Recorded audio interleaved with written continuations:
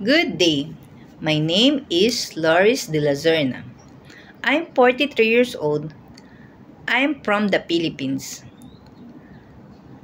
I'm a single mother. I have a three sons, the age of 22, 24, 26. I have a grandson, the age of 2 years old and 10 years old. I'm a high school graduate. I'm become a certified caregiver last year. I have an experience to taking care of an elderly and infant. I hope you gave me the opportunity to work here in Singapore. Ma'am and Sir, I'm currently unavailable begin immediately. I promise to you I will do my job properly.